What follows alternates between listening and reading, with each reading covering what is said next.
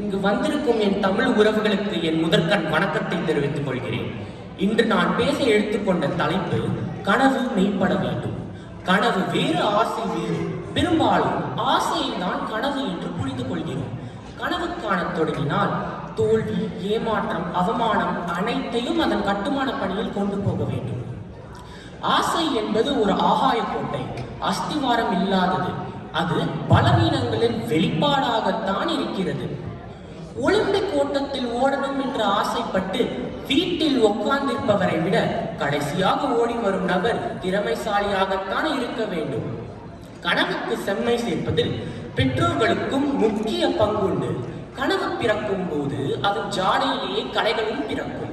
வயது முதிர்வினாலும் அனுபவ முதிர்வினாலும் பெற்றோர்கள் கனவுக்கும் கலைகளுக்கும் உள்ள வேறுபாட்டை எடுத்துக்காட்டி எதற்கு நீரூற்ற வேண்டும், எதை களைய வேண்டும் என்று சொல்லிக் கொடுக்கணும். கனவு சுலபமானதல்ல. கனவுக்கான துணிவு வேண்டும்.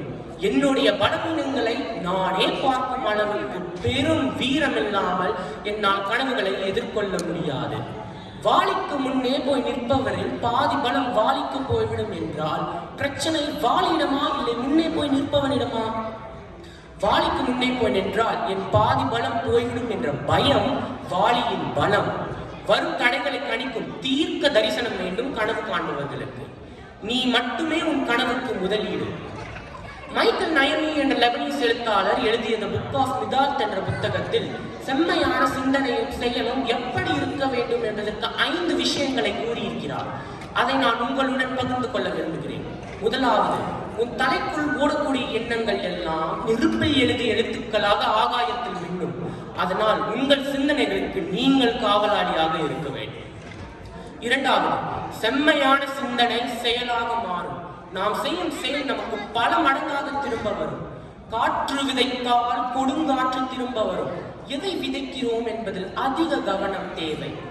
மூன்றாவது, நான் ஏதாவது பேசினால் இந்த ஊரே சேர்ந்து, உலகமே சேர்ந்து ஒற்றை காதாய் கேட்கும் என்பதை மறவாதே.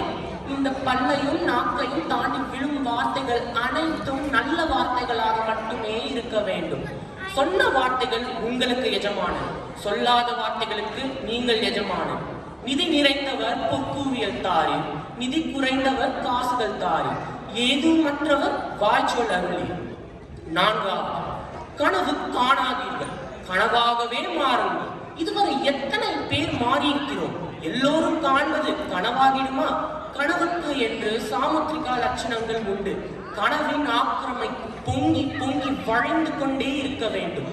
சித்த பிரம்மை பிடித்தது போல, ஆமா, உங்கள் சித்தத்தில் உள்ள கனவு நனவாகி போன பிரம்மை உங்களுக்கு கொடுத்துக்கிட்டே இருக்க வேண்டும். அப்படி இருந்தால் எதை பற்றியும் யாரை பற்றியும் உங்களால் யோசிக்க முடியாது.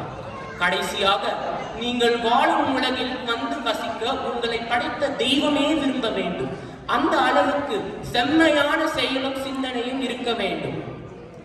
உதிர்ந்த வேப்பம்பழத்தில் இருந்து திரும்பின பக்கம் எல்லாம் வேப்ப நாத்து வளர்ந்திருக்கும்.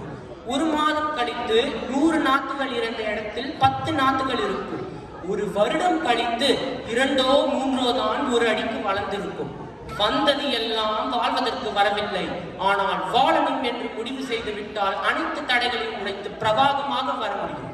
இப்படி காணும் கனவு மெய்ப்படாமல் குறிப்பதற்கு எந்த சாத்தியக்கூறுகளும் கிடையாது. சரித்திரம் என்பது ஒற்றை மனிதனின் வரலாறு. ஸ்தாபனம் என்பது சிறந்த மனிதனின் நீண்ட நிழல்கள்.